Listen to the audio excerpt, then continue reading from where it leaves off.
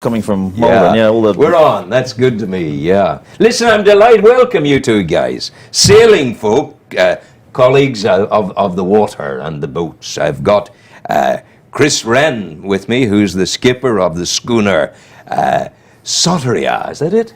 Well, I think the Greeks would say soteria, but we generally say soteria, you know. I love soteria, it's nice. Soteria. And I've also got Paula Finlaysan, yes? And you're both of the schooner. You're in Newry at the moment. Yes. And I said, why are you in Newry?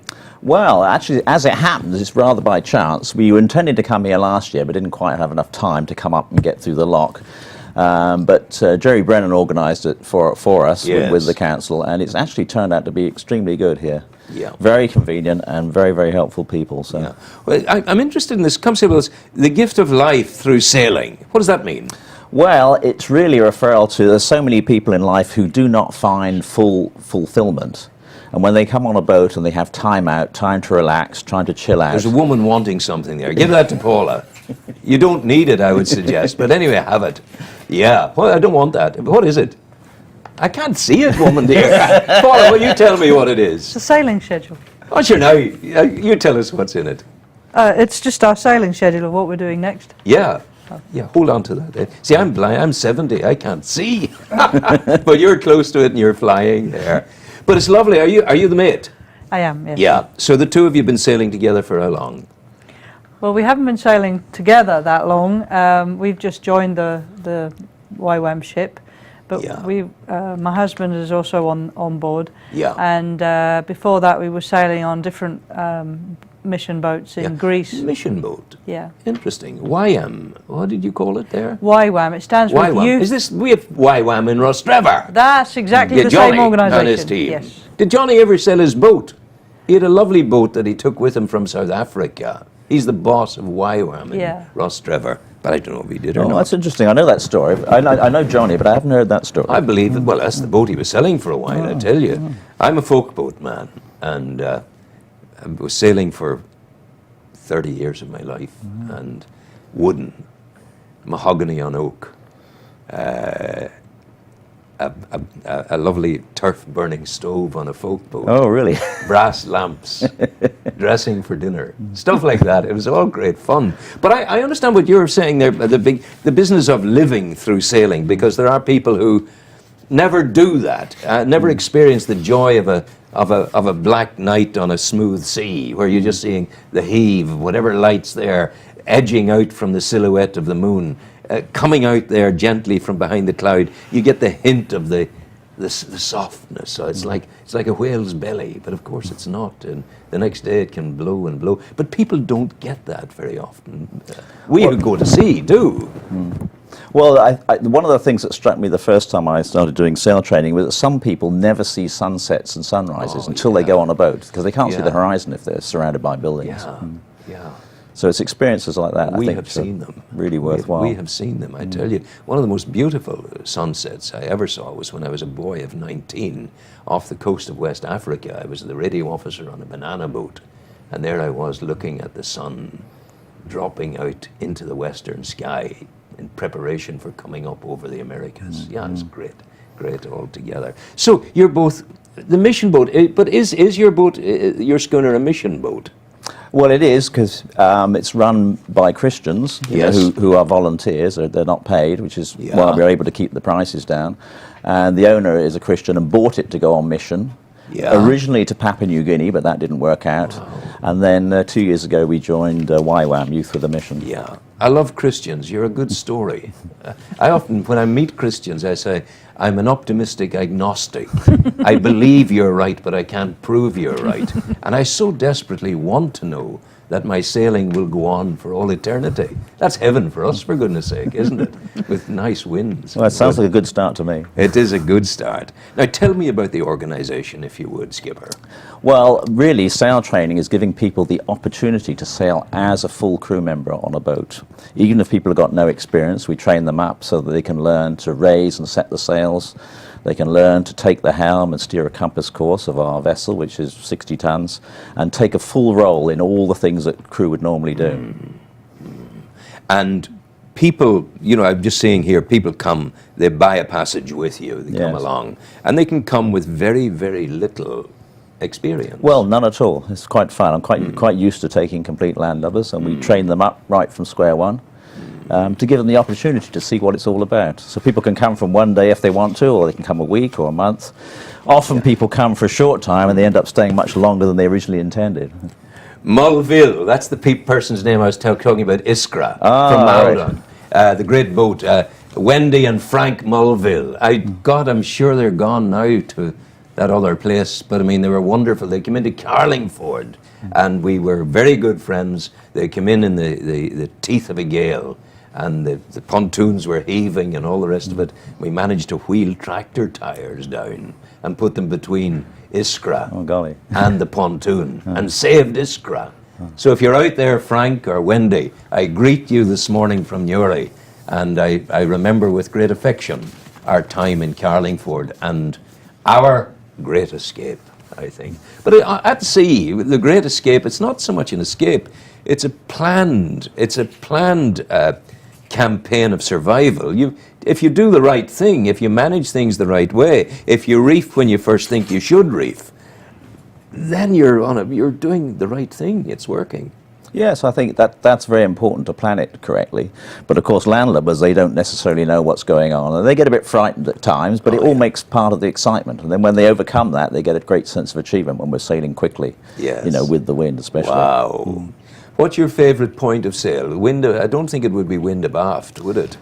Well, no, I think on a reach? Yeah, on a broad reach, it all depends. I think as long as you're not, hard up against the wind, because that's okay some of the time. But if it gets really windy, it's much better to come off the wind a bit and take advantage of the lie winds, over. Paula, you've been on mission boats before, yes? I have, yes. Tell me about that, but also tell me about your Christian motivation. Well, the first mission boat I was on was mission boat Christina, which is in Sweden, and we went through the Swedish inland waterways. The second one I was on was Morning Star, which visits around the Greek islands. Wow! And this is my third one, Soteria. Soteria. Yeah. And do you find that people, when they see you coming around the Greek islands in Morning Star, were people running the other way because they thought you were going to be proselytizing and scourging them with the words of your religion? Or how do you play it? No, what's the balance? Absolutely not. It's actually completely the other way around. Most people are really fascinated by old sailing boats or big sailing boats, and many people just are dying to have a look, which is great. We don't proselytize or bash them over the head with a Bible, or there's none of that. We just come alongside, and people are curious.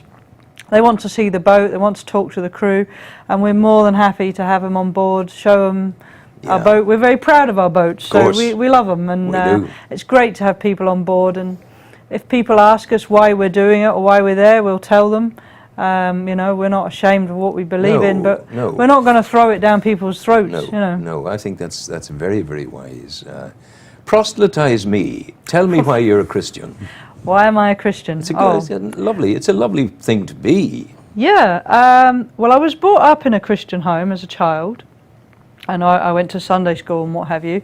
And when I became an older teenager and in my 20s, I decided it was all probably it was all very nice for children and probably a load of rubbish, and I really didn't need God, and I could do things my own way. Thank you very much.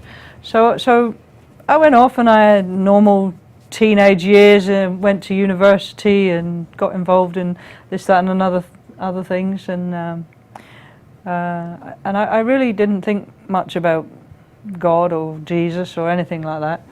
And it wasn't actually until I was 32 when I was successful in the world's eyes. I had my own business, which was quite profitable. I had a very nice sports car. I lived in a very nice house. Had all the trappings of a business kind of life.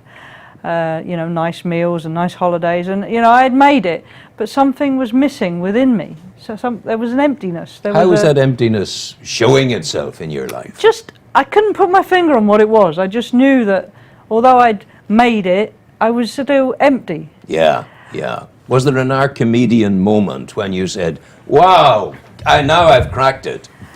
Well, yes, I was actually, I had a collie dog, and I was living in rural Lincolnshire, and I was walking my collie dog across the field early one morning, and I just really felt that I needed God. I don't know why I thought that, because I hadn't thought of God for many years, and Yes. but it just came to me that this emptiness could only be filled by God. And I'm quite well, I'm an engineer, so I'm quite a sensible, rational Yeah, of type. course. Yeah. So having this thought was not rational particularly. Yes. But I just felt so overwhelmed that this was what was missing in my life. That I just knelt down in a field, and I normally get quite embarrassed doing things like this, but Yeah. I did. I knelt down and I said, God, if you're there, I think I need you. I think I need you. I think that's what's missing. And at that point, I felt such a peace and such a love come over me that there's no other way to describe it other than a filling up.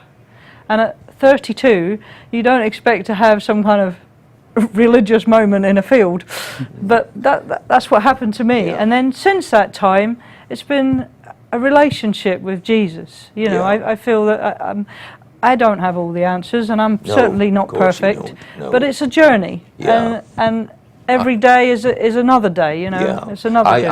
I went to an Alpha course once, and I thought I was the only man in history that would have been put out of an Alpha course, because they were all talking about Jesus and saying, if you think about God, what comes into your head? Somebody says love. Somebody else said kindness. Someone said forgiveness. Someone said understanding and peace. And I said, a war criminal, crimes against humanity. And the Alpha course went, what are you talking about? And I said, well, look, tell this to me. And at the beginning of the Alpha course, this was important to me. And it was the question, I said, look, what kind of loving Father, God, is it that sends his own SAS down to earth, his own special angel, to warn his holy family that Herod was going to come and murder the whole neighborhood and to get out of there and go to safety, but doesn't tell the neighbors and doesn't rescue them? And I couldn't get my head around this. But I very quickly, as we talked and debated and discussed, and we did the Alpha course here in the studio on the day after, all the way through the 12 weeks, it suddenly dawned on me I didn't need to know the answer to that. There were many, many things that I didn't know the answer to, and this was assuredly one of them. And was I going to let that bit of uncertainty and that bit of doubt and lack of understanding get in the way of that beautiful command to love your neighbour? So it was kind of get your ass in gear, Rowan, and forget about the imponderables. Let that go, but just go and lift the person who's broken. Do it. And that's what happened to me. Yeah, you're a practicing Christian too, are you? Yes, I am. Yes. Yeah.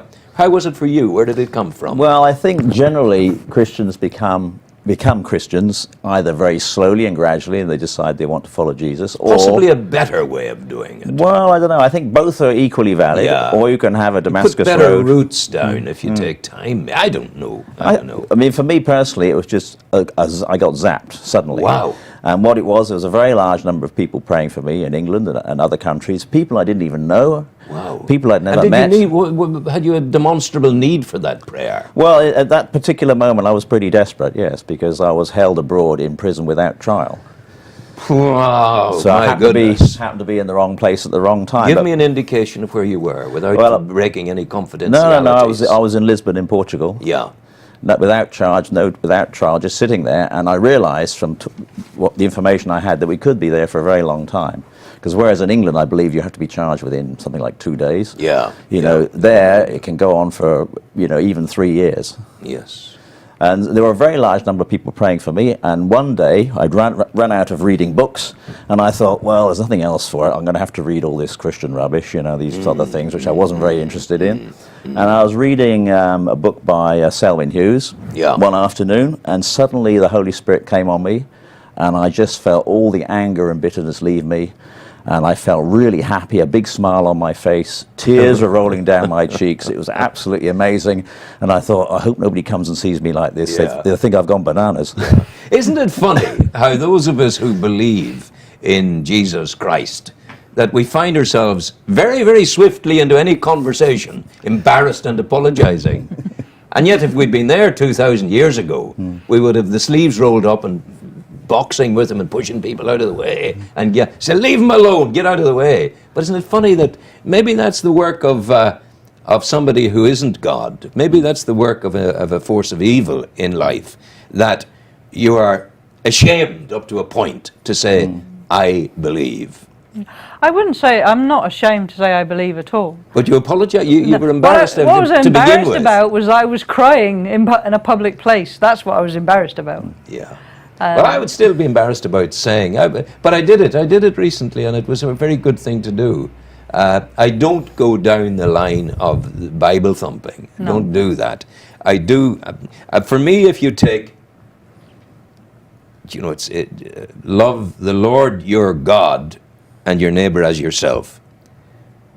Caritas et amor Deus ibi est. Where charity and love are, there you find God. Now take all the rest of it and throw it away.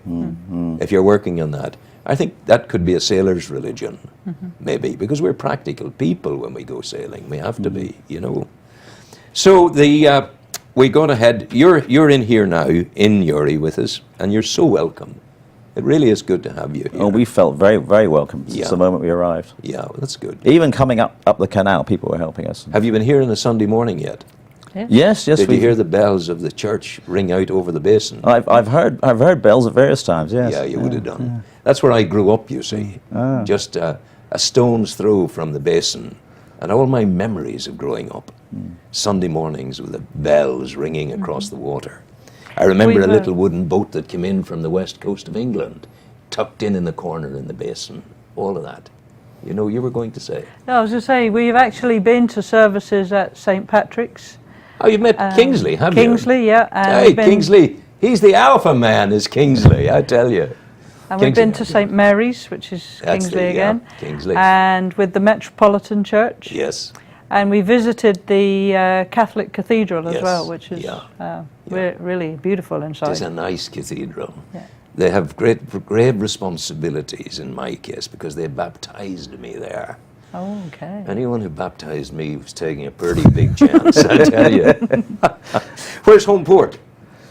Well, I come from Southampton, but the boat is actually based in the Canaries, so in La Gomera. Although we didn't go back there this winter, we stayed in Liverpool. So. How long have you been on her? Just over 3 years now. Wow, you got it made, I tell you. Heaven is there for you constantly. It's great. Well, the weather's certainly good there. Yeah. What's she like in terms of sailing her? What is she? What's her characteristics? Well, I like her very much because, like a lot of old boats, she has a very balanced helm, so you can set it up so it'll almost sail itself.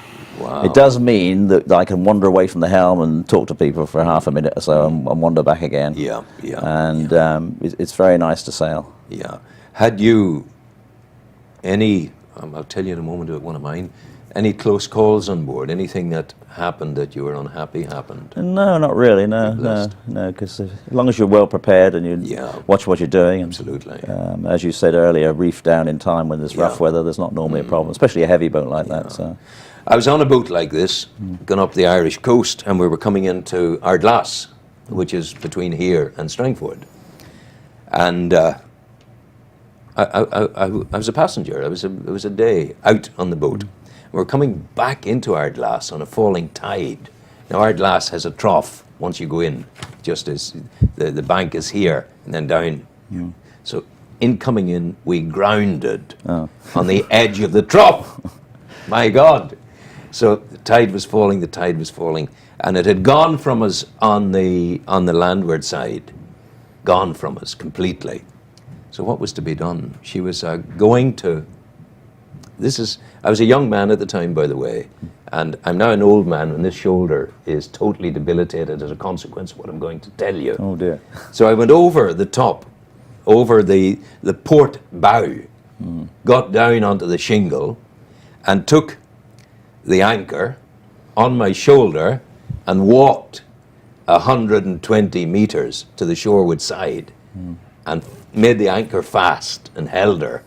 And she was going over, no, the anchor held her. So I saved the boat and wrecked my shoulder. That was my adventure. But the lovely thing about sailing is it lets you believe you're Superman in a kind of a way. You know what I mean? In a kind of a way, you know. And it's always good. But the loveliness of being at sea, and it's very hard to explain to people who haven't been there and enjoyed it. Well, you have to experience it. Yeah. My other, I share this with you, your field was my mountain. I had a particular issue inside in the world between the two ears, major issue. And I went on a summer's day up the mountain, which you will leave to port as you're going out of the lock, up beyond the radio mast, which you will see. And I walked across the shoulder of the mountain. I walked across the saddle of the mountain. It was a blue sky day, and there was a kind of a buzzard, or there was a kestrel there hovering on the horizon. And I remember saying, I went up the mountain totally broken. Didn't know how it was going to end. Went up the mountain. I said, up the mountain, I just thought, I listened to the sound of silence. Listened to it. Blue sky, calm sea down below, the wee whispering of the wind coming around me, the birds hovering on the horizon. And I said a very simple thing. I said, Lord, I'm done. I ain't got an answer for this. If it's to be, get it off my shoulders. I came off the mountain, never thought about the problem again. Now, that's a strange thing.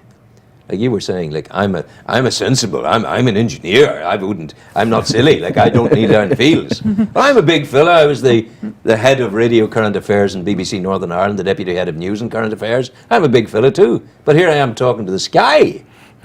But maybe that's the ticket that we need to get us from this life to the next. The ability to talk to the sky. Maybe. When are you shipping out? Well, we're planning to go on the 14th. You're here to the 14th. Yeah. I'll come and say hello to you. Yeah, please do. Come anytime. I shall. I'll come down and see you. Come down for a coffee or tea. I shall, absolutely. We've got an open day next Saturday on the 12th. But there'll be people there, would there? Yeah. I mean for your... I don't like people. for your followers, if they're around. Yeah, you come to the open day, you guys. It's the 12th. I'm going on the 9th. No, so the 12th is the open day. Yeah. Some of our people on your open day will be having their own open day. They go marching on that day. Yes. It's the orange people, you see. So it's all good. Thank you very much indeed for coming in. Thank you. God bless you. Go well. Take care. Well, come down on the 9th. You'd be most welcome. God bless you. Thank Go you. well. Take Thank you. care. All the Bye-bye. best to you. Andrew, we'll play some music for the folk.